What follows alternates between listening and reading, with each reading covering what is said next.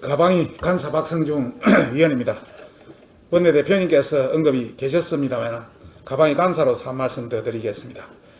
코로나로 국민의 건강이 위협받고 있는 이 시점에서 국회에서 헌법을 어기고 국회 입법권이 침해를 받고 국회 독재로 인한 4가지 범죄가 발생했습니다. 우선 첫째는 근원유촉이라는 사상 초유의 사건이 발생했는데도 청와대와 정부, 여당에 불리한 이슈라고 상임위원장이 회의를 거부했습니다. 지난주 2차례에 걸친 긴급 현안 질의를 위해 소집된 전체 회의는 제적위원 4분의 1 이상 요구가 있을 때는 위원회를 개하도록 한다는 국회법 52조에 따른 합법적 회의였습니다. 그러나 박강원 위원장은 합법적 회의에 대한 정당한 이유 없이 개를 거부했고 또 그래서 개개인의 헌법기관인 야당 소속 국회의원들의 회의 참여 및 발언권 등 헌법에서 보장된 입법권을 침해하는 위헌적 행위를 했습니다. 둘째는 국회법 50조에 따라서 야당 간사가 위원장 직무대행으로 회의를 진행하려 하자 국회 공무원들이 회의 진행을 거부했습니다. 박강원 위원장이 정당한 사유 없이 회의 진행을 거부했기 때문에 국회법 50조 5항에 규정한 대로 제1야당 간사인 저는 위원장 직무대행으로 회의를 진행했던 것입니다. 국회법에 근거해 소집된 전체 회의였기에 당연히 국회 공무원들은 회의 진행을 적극적으로 보좌해야 합니다. 그러나 국회 공무원들은 위원장 지시라는 이유로 이를 이행하지 않았습니다.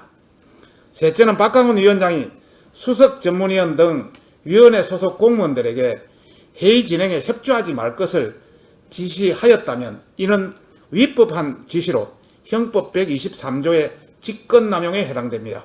즉 공무원이 직권을 남용하여 사람으로 하여금 사람의 권리를 방해한 때에 해당하는 것입니다.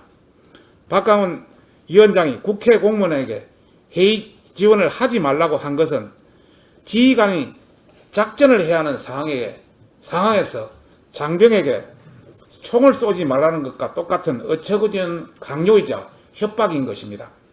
넷째는 정치적 중립성을 유지하며 회의 진행을 보좌하지 않는 국회 직원들 역시 정당한 이유 없이 법에 정한 자신의 직무 수행을 거부하였는 바 형법 122조 직무유기죄를 범한 것입니다.